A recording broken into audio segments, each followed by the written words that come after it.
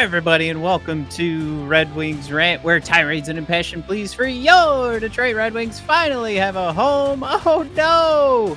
Isaac, you're so sad. Oh, he's crying. Oh, he's so sad. Poor Isaac. Oh. What's the matter, Isaac? Why are you so sad? Red Wings suck. That is the perfect hat, Mike, to summarize all of our feelings. Anybody missing the hat who's on the podcast, I right? had a new Lions hat. I was so excited to wear it. I'm like, not today. They don't deserve it. No. You bastards. Well, what we're referencing, of course, for everybody that's tuning in the next morning, right? Listening to the old podcast. Of course, the Red Wings go down hard yet again. 6-3 beat down in Minnesota. I put the title of the episode together thanks to ChatGPT. Red Wings looking for a win versus Minnesota Wild. Pretty much told ChatGPT that we've lost a bunch of games. You know, we're after the Christmas break, and I summed up a couple of analytics I want to go over tonight. And I was like, what should I do, ChatGPT? And it wasn't ready to say, wasn't ready to present good news. Just a nice little. Let's see what happens. And ChatGPT, FTW, because they nailed it. Because it would have been too much. Would have been too far to say expect good things. Because here we are again. This has not been a good month for us, Matt. This month I summed it up on the Discord, which this is a good idea. While I'm talking here, I'll pull up the link and I'll share it in the chat. I said this month has made the entire Red Wings free agency and like the off season look kind of dumb. Like if you only watch December, you'd be like, why all the goalies? Why Justin Hall?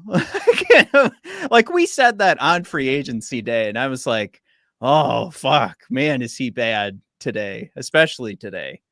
But man, it's I don't know. There's been a few things that have stood out to me recently that and we're not blowing anybody's mind here when we say these types of things of like, this month has been rough. Decisions don't look as rosy anymore. So we know we're all on board. That makes sense. When you lose, things don't look as great. Our last 11, we're 2-9. On one of those wins we had to eke out against the Flyers. Yep. Not good. We did well against St. Louis with scoring, not necessarily playing any defense. But yeah, I mean, let's this is just another game to add to the list. We had a classic Blake in the Discord today. Blake, I'm calling you out because he was like, I'd rather that we won games instead of watching Patrick Kane play a while. Well, listen up, Blake. Patrick Kane, you call that thing out, it makes me feel like you're saying he's a problem. Once again, Patrick Kane at the top of our list here for performances. One of the few Red Wings, actually, that did not allow a goal against tonight. The stars of that show, as Jared pointed out in the Discord, Lucas Raymond, Robbie Fabry, and JT Compher, who I believe allowed 4 goals against each. And you will also find them at the bottom of this list. He's on my fantasy team, and I can attest to his being negative for it. The ineptitude. Not good. So, one of the things I want to call out too, it's at Hockey Stat Cards. These things are wonderful. Pulls together the game score cards from Dom Luszczyzn, and then the stats just coming straight off of Natural Stat Trick. And we have the conversations downriver Dan. I hear you. Advanced stats are not perfect. I totally agree. It is an element though where you can look at this and you this is a game, Dan, I hope you'll agree. This lines up perfectly with the eyeball test. with what we watched today, because we were calling out who are the best players on the ice, and easily everyone was saying Patrick Kane, easily sprung. I threw out there, I thought DeBrincat had a hell of a game. 1, 2, 3, top of the list. Mike, number 4 on that list? Bergen. Wow, Edvinsson made it to the top 5. 5, yeah, Edvinsson. What's this, his second time playing? Oh, great. Okay. Yep. Yeah, Edvinsson actually, his numbers are a little confusing. His offensive impact is actually in the negative. His defensive impact is in the positive. Normally those go in the opposite direction, but he was so good defensively today, according to our stat cards and what's coming in and the chances not allowed. That's what he brought to the game. It was pretty impressive on the defensive side. Not so much offensively. Well, I think we got to throw a couple later. comments in here too, because Sneezy Wheezy, I don't know how controversial it is anymore, Sneezy, for you to say Yzerplan at this point is a total fail. I mean, it's not looking good. It's not looking good. We don't have much of an identity except for losing. And I feel like we've got some of Yzerman's drafts, available on this team. It's free agency, like you mentioned earlier, Matt. A little underwhelming. And thank God for Patrick Kane. Yeah. Thank God for our best player, the 34-year-old one-hipped wonder. Yeah, I saw some people commenting too. I can't remember who mentioned shipping him off, like seeing what kind of trade offers there are. That was Sneezy again. It's more like I don't know if it's that the Red Wings necessarily want to ship him, because it's not like he's, I feel like we heard ad nauseum that he's only going to bring offense to the table, and be careful because might, have a little bit of a defensive lapse. But I mean, he's not getting killed on defense. It's not like a noticeable tilt of the ice every time he's out there. It feels like there's actual pressure, and it's the only time of the game I'm enjoying because it's a scoring opportunity, and I'm not cringing where I have to watch more, pathetic attempts at waving at pucks by Reimer. So I feel like the person who's most interested, perhaps, in our moving him is probably Patrick Kane himself, because he's like, Jesus, I didn't know it was this bad over here. Is he, though?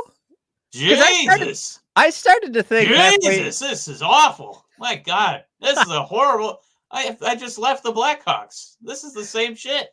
I started thinking, especially with that first goal from Kane tonight and that beautiful pass from DeBrincat, maybe this is just an off year to him. Maybe it didn't matter how this went, and he just wanted to let's get some goals and points on the board because I'm going to get paid next year. And he knew he had the chemistry with DeBrincat. Like a hot coach who's like, you know what? I'm going to go in the booth. I'm going to do a little announcing for a season. Then maybe I'll come back and do something difficult. I could get on board with that. Yeah, for sure. But I mean, like, this is all right. This is after December. This is how we feel now. Everything was so rosy at the start of December, end of November. I still believe it. I still believe that there is a playoff team in here somewhere, but there's got to be some changes. There's got like these conversations. I brought it up earlier. I can't remember where the narrative came from, but this narrative that Berggren can't fit on this team because the Yzerplan is like going in a different direction. And I mean, to your point, what is the Yzerplan right now? Like what's the identity of this team? And if you try to answer that question, I feel like the most success we get is when we're controlling the puck and trying to extend plays and create some offensive chances. Mike, that sounds like Jonathan Berggren's game to a T. I don't know. You can ask me. That's what I see, and that's what I saw for Berggren today. Yeah, I mean, teams have bad goals or bad games, right? They'll have bad goals and bad games, but my God, this stretch is horrendous. It's basically an entire month. Obviously, it's not as bad as the Pistons, as Jared so aptly put that this is my Detroit Piston hat. But I mean, this is so bad that it's like we gotta look into some changes, man. And I don't know if Yzerman's going to look in the mirror and be like, you know what, maybe it's me. Maybe I need to step away because I don't know what I'm doing. Oh God, don't say that. We're not to that point, but I think it's something where like I mean, I know he's infallible for some reason. Even though a lot of his free agent moves don't feel like they've worked. We don't have that mega impact guy. Man, we don't have any goaltending. We don't have any defense. So I mean, it's one of three facets, right? Is it the guy assembling the squad? Is it the guy coaching the squad? Or are the players, they just need to be kind of moved around? I mean, it's one of those things where you're not being a responsible fan if you're looking at like there's too many folks that are like Derek Lalonde, infallible. Like he could do no wrong. Same thing with Steve Yzerman, and then most of the players up and down the roster. Mike, we have a perfectly built team. I don't know if you know this. Everybody can do no wrong on this team. The only infallible player we have is Patrick Kane. Right. What a Hall of Famer. Piece of shit. Professionally and personally, the guy could do no wrong, Matt. I gotta say, speaking of the Yzer plan, I did quite enjoy. I don't know if this was on purpose, but Chris Osgood calling out about midpoint through the game how great Jesper Wallstedt's doing right now in the AHL right now, posting a 922, 243 goals against average. No, Mike, I would challenge. Matt, we're the smartest guys in the room. Costa's gonna be better. We know what we're doing. I wanted to ask you, do you think if we had drafted him instead of Kosa, seeing how this season is going right now, Mike, would we have? Oh no, Jared, how dare you? I'm leading the witness, but wouldn't we have Jesper Wallstedt right now backing up Reimer? No, he'd be overseas somewhere. Jared brought up the Red Wings record last year in December. In comparison for this year's 4-9 sad sack attempt. Ooh. Last year we were 5-6-2. Not good. So we were still. I guess we've regressed a little bit here. It doesn't look good. And there was another monster losing streak in December as well. My God, I'd forgotten about that. 3, 4, 5, 6 in a row. And then we sandwiched it on either side with a couple of wins. But we're still like in the playoff race. Same we are not in the playoff race this year. We are in, I think, 10th in the conference. Oh yeah, no, certainly we've plummeted quite a deal. But I mean, there's something to be said for a strong 2 weeks and we're right back in it. Like I don't want that to be forgotten. There was a lot of good work at the start of the season to make sure we had a good spot. But I mean, we are right now as it stands 2 regulation losses for being at 500. Or wait, is this might be old news. Are we now 1 regulation loss? Let me I'm trusting Hockey Reference, but actually I'm realizing their shit is old. Yeah, we're 1 regulation loss. I was just gonna say that Performance Art was saying, I'm so sick of this conversation. Me too. So is Matt, especially it was supposed to be a turnaround year. Jared says, at what point does the blame for goaltending fall on the goaltending coaches? Well, I would say this, Jared. How often when the goaltenders are amazing do we cast the goaltenders to the side and say, nay, this is on the goaltending coaches. These goaltender Vasilevsky blows. He got the Lightning to the Stanley Cup Finals and won 2 of them in 3 straight years. It's not Vasilevsky. This is all on the goaltending coaches. When it's somebody like Ben Johnson for the Lions offensive coordinator, Wow, hell of a play call on that goalie coach. Woo-hoo-hoo. Well, that's the thing, right? Like Ben Johnson called some plays for a shitty Lions team, and things didn't go great. He arguably has like some of the best playmakers in the end. So, I mean, it is an interesting conversation. At some point, we have to look at this and say, I think this is, Mike, you know what? Gosh darn it. This is a hearty team effort to get to this point. This is, I don't want to blame any one single person. Did you watch that first minute of tonight's hockey game where goddamn David Perron checks Sider down into the ice and then just moseys his way to the net? You know what? That's on David Perron, and 1000%. Why the fuck isn't Derek Lalonde benching him for a period? I hate the benching because a guy didn't play hard, but that was if anybody's gonna get benched because of a shit play, how about that fucking bullshit? Like, let's blame coaching, let's blame Perron, let's blame the clumsiness that we don't even know where our fellow skaters are on the ice. This is a 6-3 loss, and how many losses? Well, you were talking about the huge streak that we're on. Would you say 2 wins this month? Current streak is 2-9. Yeah, that doesn't happen because goaltending's bad. It doesn't happen because Perron glided to the net. This is a team effort. This is a combination of so many things going wrong. And I have to look at this goddamn fucking, the Red Wings lead the league in goals from new players. All that tells me is how fucking terrible we were last year. And then, we brought a guy onto the first goddamn fucking line. I gotta say, I don't think I've heard a strong negative comment from Jim Johnson in a while. Hats off to the former composer for WWE music. Welcome, Jim. But there's been so many blown coverages in the D zone and turnovers. It's just beyond him at this point. Because, Reimer obviously is, he's no Jasper Wallstedt, right? But the blown coverages, I think, are more concerning. Obviously, our goaltending could be better. I think if it was a video game, Matt, we'd be playing with maybe a 68 overall. Is that fair to say?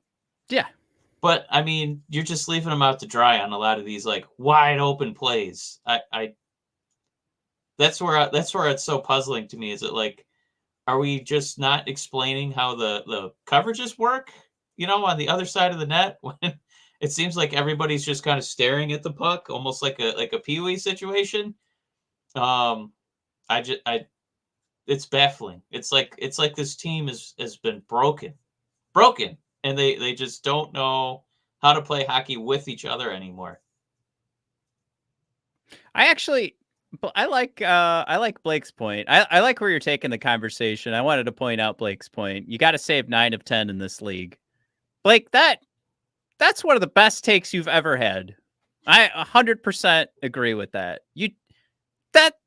Tell me that's wrong. That is 100% what we got to aim for. Shut the fuck up. And I think to this point, I think Jared's making, like, to point out like the goaltending coaches, and I tease a little bit there, Jared, about Vasilevsky, and they don't give enough credit to his goaltending coach. That's a little tongue in cheek, but like, Jared, I think what I want to pull from your point on the goaltending coaches is that, again, this is a full team effort. But when you have goalies that can't get Blake's 9 out of 10, and you've got the Perrons that are just gliding to the net, your best player on the ice is hadn't played hockey in months, has got a brand new hip and a surgery that everyone and their mother was like, this is not going to work out. And injuries. Don't forget, when you say it's you got to look at everything that's been going on. You know who's been really terrible this month? The guys who had the 2 worst injuries. Dylan Larkin and I shouldn't say Dylan Larkin's been terrible. He's been really good, but it's been lacking. It hasn't been the same Dylan Larkin. Injuries. Don't forget too, this is pointed out on our lovely Discord. There's an emotional toll, an emotional weight that Dylan Larkin's carrying. The that goes into play. But yeah, again, back to big injuries. JT Compher, big injury, has not been the same since. And the 4 goals against tonight for the Compher Raymond Fabry line, you could pick whoever you want to be to blame there. But that line, I made the joke early in the game where I was like, it looks like Lucas Raymond's stick is like made out of rubber. And it's not that it was all wiggly, but every time he touched the puck, it was bouncing off his stick. And I don't know if you want to, talk puck luck there. I'm certain somebody out there could make that argument like, hey, he was in the right spot. He just couldn't hold the puck. That's fine. But ultimately, every time he was touching the puck, Fabry was touching the puck, Compher was touching the puck, they couldn't get a hold of it. They couldn't calm things down when they were facing the pressure and get passes to connect, and it was just a mess. Giveaways on our side, takeaways on Minnesota's side, however you want to put it. That was ugly. So it's again, it's we talked last week about this Minnesota game being kind of a big deal because, the Red Wings hadn't had a ton of practice time. There's a lot of traveling. A lot of back-to-backs, I feel like, for a hockey team. Yeah. And then this Christmas break happened, and I thought, oh, cool, this will kind of be our opportunity to, just get in our own rink, figure some stuff out. And I know obviously there's a holiday mixed in, right? So I don't know how much work you're actually doing on, 24th, 25th, but I thought maybe the 26th we could get out there and do something. And to come out and put out this kind of effort, and it's not like Minnesota's world beaters by any means. But my God, it felt like they had a wide open breakaway, every couple minutes. Just really disheartening to see this kind of effort, after some time away. And I think it is starting to give credence. I think a few people are starting to mention it, Matt, and you said it as well. Just I don't know if Compher and Dylan are just playing hurt, and we're I know they're hockey players, and we got to play tough, and I gotta be out there, but it doesn't look good, Matt. I don't know if they need to take a longer rest on injured reserve, because it doesn't seem like those two guys in particular are quite themselves, and this team needs those guys to be 1C and 2C, and they don't look it. Yeah, Chris C going in the way back machine. I miss Blashill. At least he had structure on a team with a fraction of the talent. Well, Chris, I'd push back if I could, but we always we weren't huge Blashill defenders. I think we saw more value in him than most. But you're right, he did play with not quite a full deck. So it's hard to push back at this point, because this kind of feels more like the team that Yzerman visualized. And it's pretty underwhelming, especially with, I can't remember if it was Ketzel talking about our retirement home defenseman, and Wheezy also throwing in there, these are vets. We can't play young D-men because they make too many mistakes. Vomit. This feels like the team Yzerman envisioned. I don't want to see our young defensemen up here making mistakes. And it already looks like Edvinson's one of our top 2 or 3 defensemen. And it took him 2 games to figure it out. Yeah, that's something that can't be forgotten in all of this. Like, Berggren and Edvinsson come away with a pretty good game, and have they been practicing with this team for 2 months? No. These other shit bags, all this malarkey about, oh, you got to build chemistry with your line mate. It's not working out for the other fucking 12 guys on the team. I'm swearing a lot. We're definitely going to get marked down on this episode from Apple. That's what happens with this kind of effort. This is garbage. You had the 3 days off. You should have had guys feeling a little bit better, had a little bit of a plan, and it just looked like the rest of the month. Just complete cluelessness on defense. And thank God, Patrick Kane is out there to make the score a little bit more respectable. God, could you imagine what this would look like if Patrick Kane wasn't blowing everybody's socks off. Unbelievably bad. Jim thrown out there in so many cases. Goaltending is only as good as the D in front. Jared calling out. Stevie needs to pull Gibson out of Anaheim, of course, from Verbeke. You know, the Find one a thing solid that second Steve line D Eisman was man. right about, because Steve is such a terrible manager of NHL hockey teams. The one thing he does seem to Shut up. understand is, Not you know, he that really bad. shouldn't trade those first-round picks because they're still going to be lottery picks because he doesn't know what the hell he's doing. Well, he did trade one. He traded one for DeBrincat. Well, I guess he gets to pick which one's leaving, so never mind. Yeah, he's Ketzel another thrown out lottery. there. Carolina has D to spare. Anaheim is wasting Gibson. There's your two targets. I like it. We've been talking about Gibson for the last couple of weeks. I know that's on. I know I think that's Gibson in the is reading Friedman. those Red Wing box scores, and he's like, "Ooh, I hope I get Can't traded over wait. there." Right. It's not Get a me one behind Gibson Petrie and fixes Hall. all. Yeah. Right. Woo-hoo! I wonder. Gosh, there was somebody, I think Performance Art made the comment. I honestly think that once it clicks for this roster again, they're gonna explode and put a run together. I almost wonder if we're at the point where we just need to do this game. Like, this isn't something where we just lost like 4 in a row and we were just kind of like, maybe we do need another solid goaltender. Like this is more or less evidence that there's more than a couple of holes. You don't really have like a scoring threat in the bottom 9 on games like this, So it's not just shoring up the D, getting a goaltender. I Yeah. challenge that, we've seen some struggles that we don't really have consistent. I mean, are we really like, as soon as Husso comes back, when he loves gets, 4 goals every single fucking home game. Yeah, that's what's going to save the season.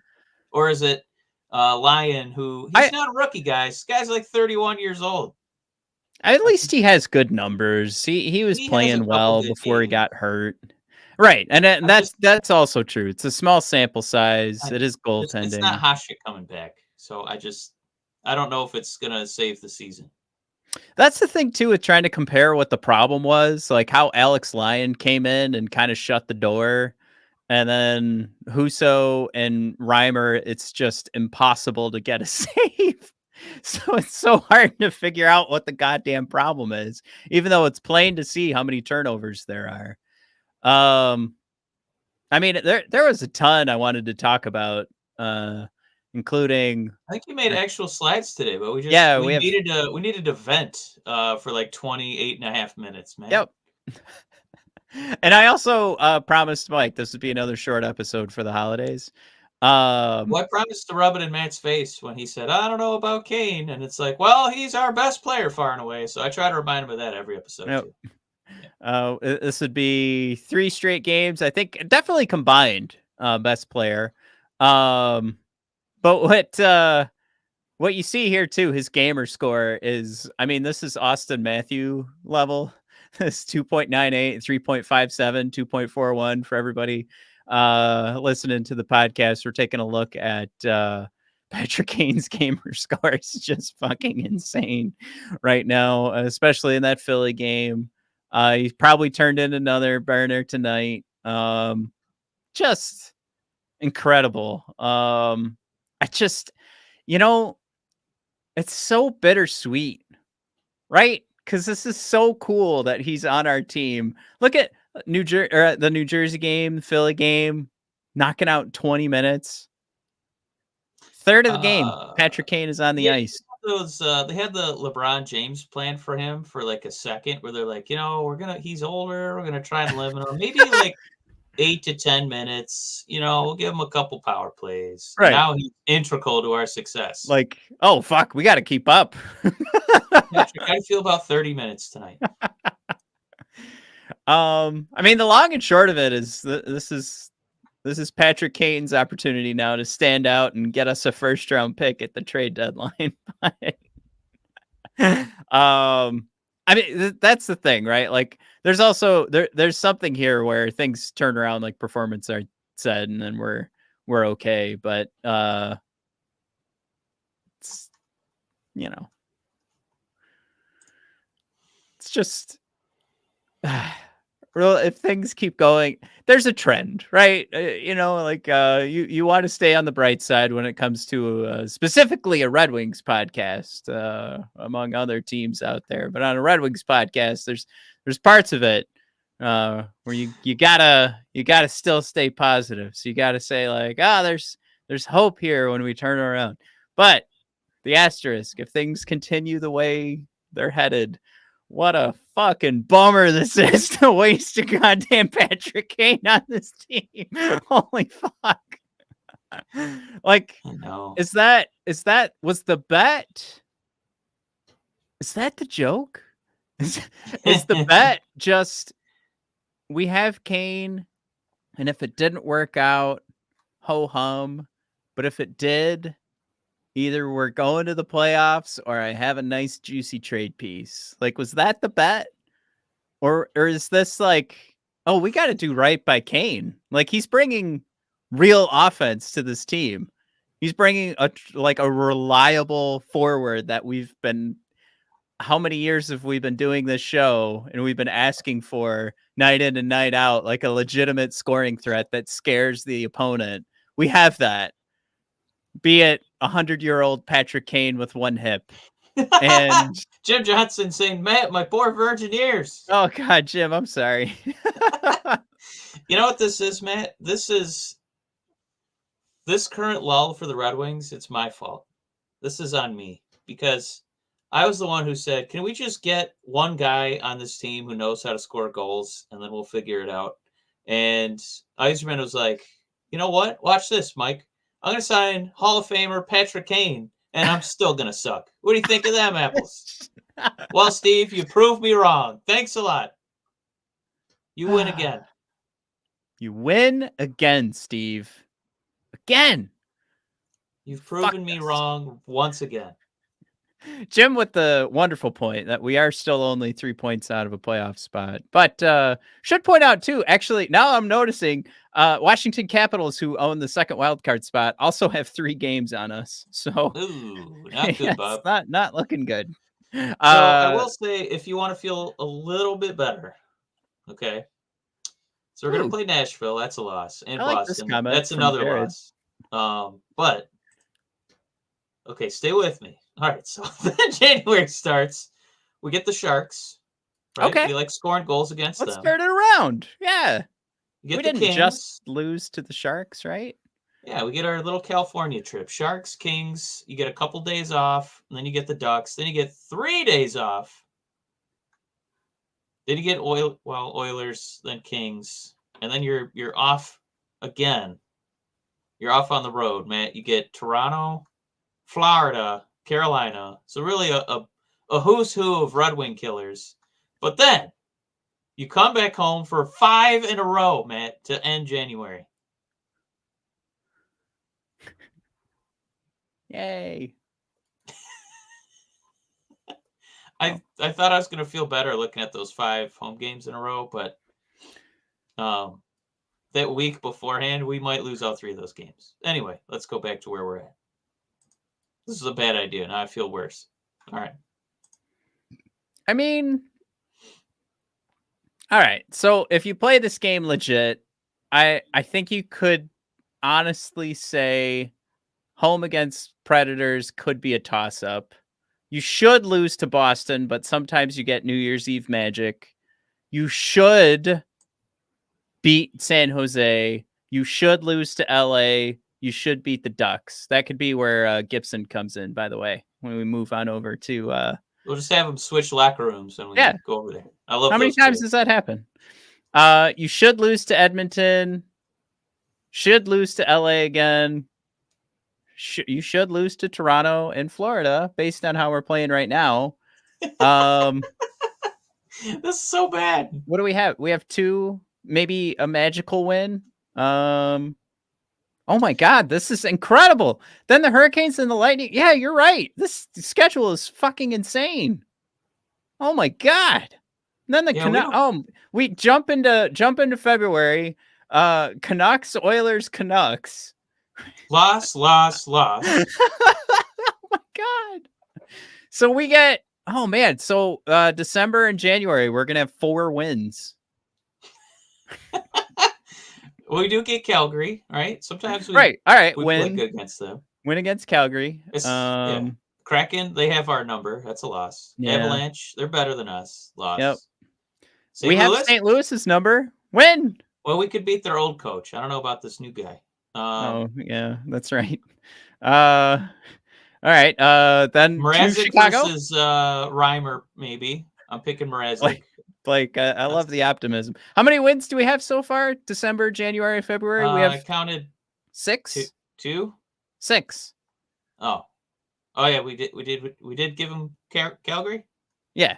All right, Capitals. And then, Capitals. Maybe we'll win that one.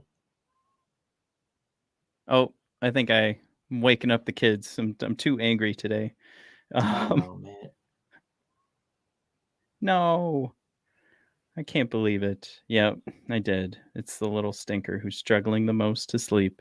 Did you know that kids actually they get so much, like, a huge hit of, you know what? I shouldn't say did you know? I learned from somebody who's not a scientist that kids get this huge hit of dopamine on Christmas, and they struggle to come down for like an entire week.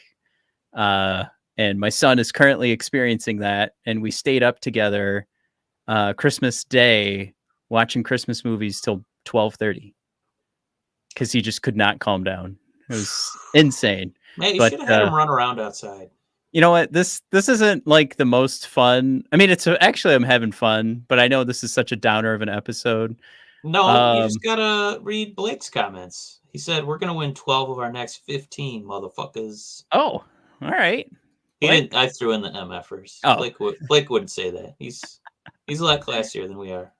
Hey, Jared says Ovi's going to get back on track to catching Wayne Gretzky. 4 on the wing. Silver is on board with us. That is a tough schedule. Who's ready for NHL history? I like Dan B. So much for my dry January. Silver, it feels like the Red Wings looked over at the Pistons and they're like, we gotta keep up. We gotta start losing some of these games. Let's do this. Matt's sewer mouth from Jim Johnson. Mommy, Dad's swearing again. All right. I'll pull back on the swearing. I was introduced to some new stat cards. Great. I think this isn't the right day, but I would encourage y'all to check these out. I believe it's Puck IQ. And what they measure is the amount of time that these guys play against elite talent.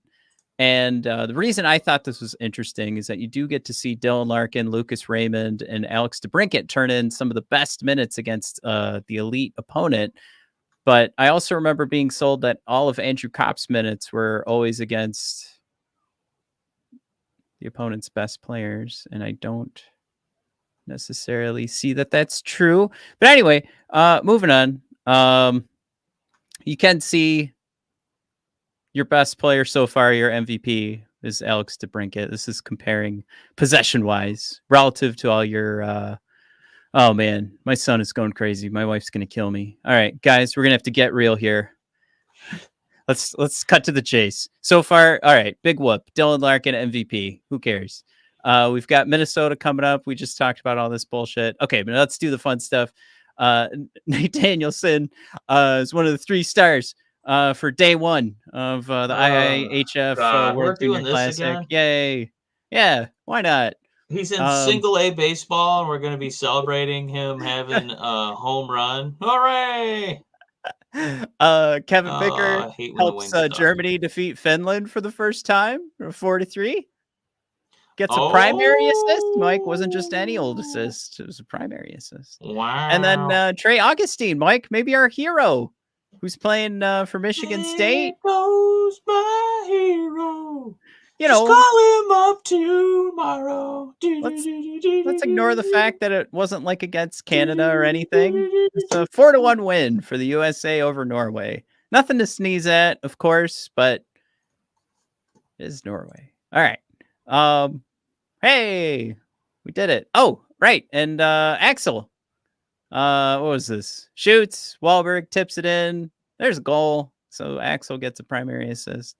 Why So doesn't this, Iserman just make me feel even sillier and just call him up on Friday? Oh, Mike, your big Axel? draft pick you're so excited about. Patting yourself on the back, huh? Breaking your rotator cuff. Mother, patting yourself on the back. Let's call him up and watch him crap his diaper. Well, before I get murdered, we're going to sail off into the sunset. I can't believe my son's Man, awake at hold 11 on. o'clock Jim at night. Johnson, question of the episode. Who would you wave on the wings?